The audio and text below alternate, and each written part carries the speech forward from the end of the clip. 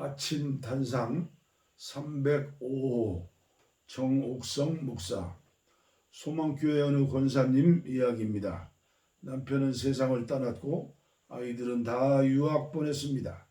경제적으로는 넉넉했습니다. 그러나 이렇게 의미 없이 살 수 없다는 생각에 호스피스 병원에 간병인으로 봉사했습니다.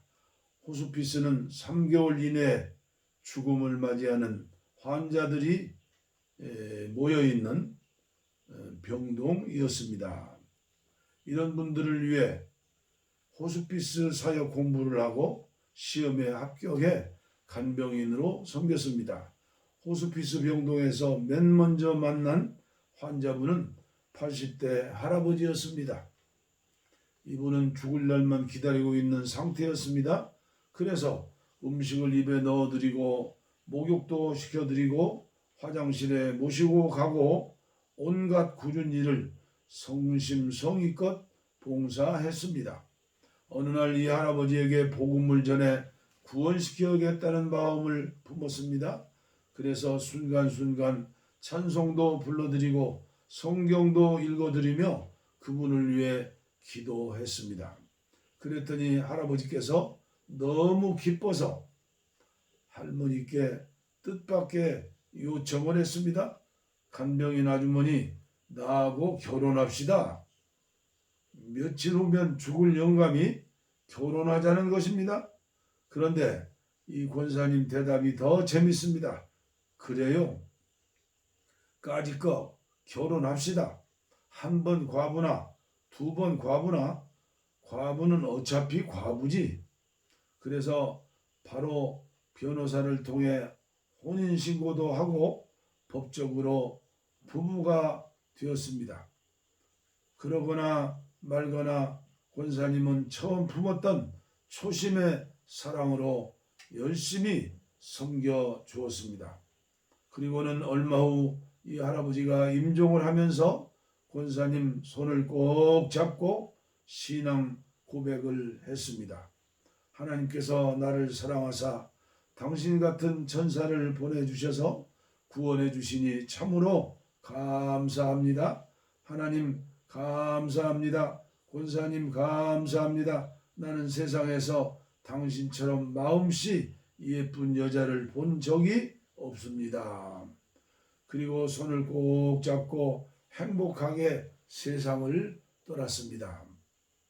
그러는 사이에 할아버지의 현금 통장에 있는 9억이라는 돈이 권사님 앞으로 이체되었습니다. 할아버지는 이 돈을 누군가에게 주고 싶은데 따뜻한 사람으로 자기를 간병하는 권사님에게 주고 싶어서 결혼하자고 했던 것입니다. 석 달 만에 9억 원이 들어왔습니다. 그 권사님의 간증이 참 감동적입니다. 나는 연애도 해보고 결혼도 해보고 자식도 낳아봤지만 이 할아버지와 보낸 3개월이라는 시간이 없었다면 나는 세상을 잘못 살 뻔했습니다. 너무나 행복했습니다. 아름다웠습니다. 9억 원은 호스피스 사역하는 기관에 기부하고 지금도 여전히 섬김과 봉사에 전념하고 계십니다. 소망교회 원로 목사님의 설교에서 옮긴 글입니다. 성서에도 섬김에 대하여 교훈하고 있습니다. 인자가 온 것은 섬김을 받으러 온 것이 아니라 도리어 섬기려 하고 자기 목숨을 많은 사람의 대속물로 주려 함이니라. 마태복음 20장 28절. 섬김과 봉사는 사심이 없어야 합니다. 베푸는 것도 내가 풍족하던 여건이 되지 않더라도 작은 것에서부터 해야 합니다. 사랑은 버리는 것이며 아낌없이 주는 것이라고 합니다.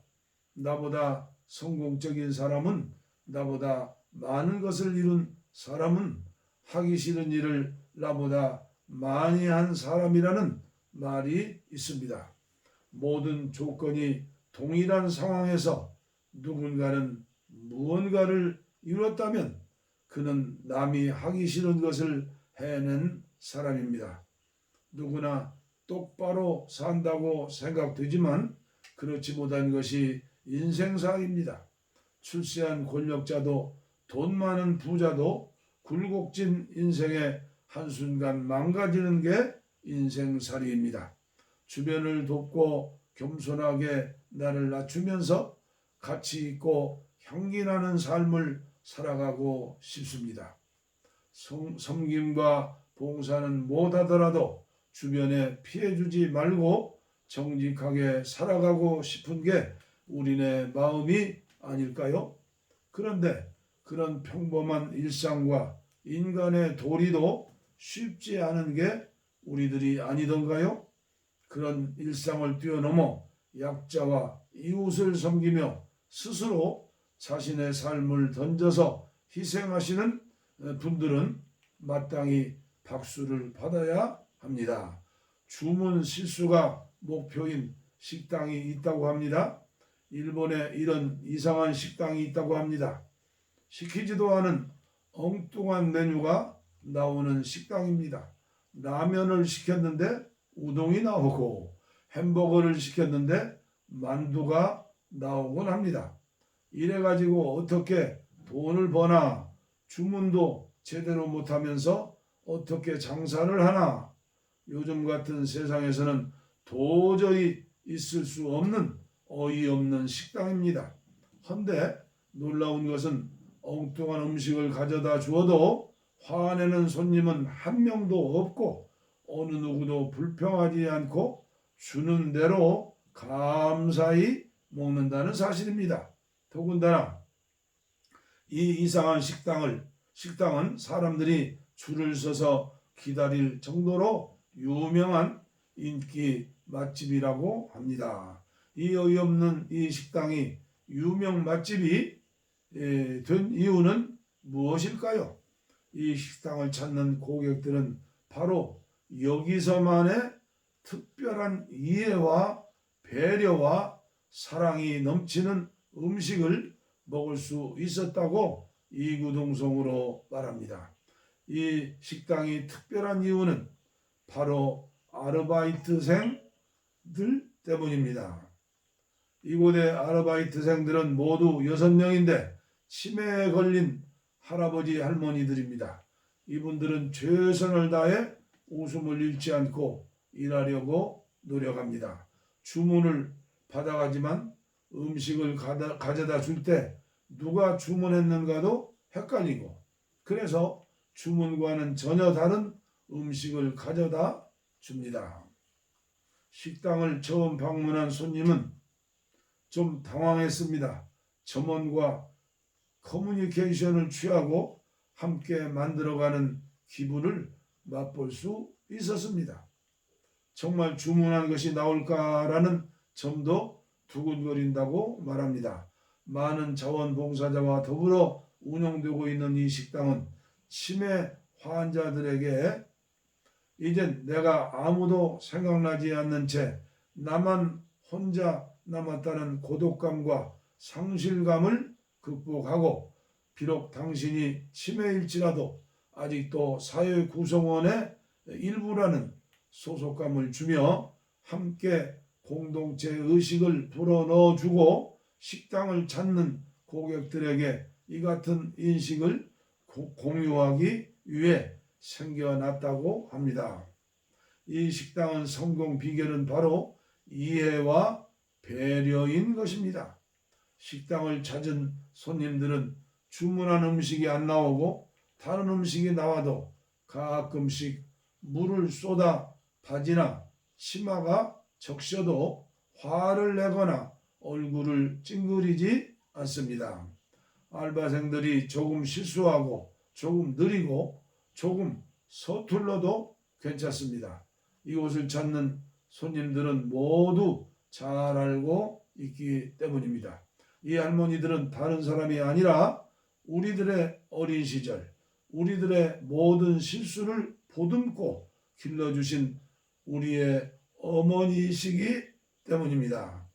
이 할아버지들은 다른 사람이 아니라 우리의 어린 시절 우리들이 공부하고 잘할 수 있도록 몸 버려 마음 상에 일하신 우리의 아버지이시기 때문입니다. 뭐 거창한 섬김과 봉사만이 특별한 것이 아닙니다. 멀리 있지 않습니다. 내 주위에 어려우신 분들, 장애우들, 소외된 약자들을 이해하고 배려하는 것이 바로 섬김입니다. 상대방의 입장에서 생각하고 배려하는 것입니다. 이것이 진정한 섬김의 모습이 아니겠습니까? 주일입니다. 섬김을 통해 삶의 의미를 되찾으시기를 축복합니다. 아멘. 오늘 귀한 주일 새벽 귀한 말씀으로 잠자는 제 영혼을 깨워주신 정 목사님 감사합니다.